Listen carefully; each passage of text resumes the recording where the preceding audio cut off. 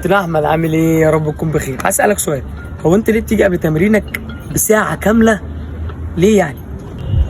حبيب قلبي عامل ايه انت؟ يا رب تكون بخير. عاوز تعرف انا ليه باجي قبل التمرين بساعة؟ هقول لك.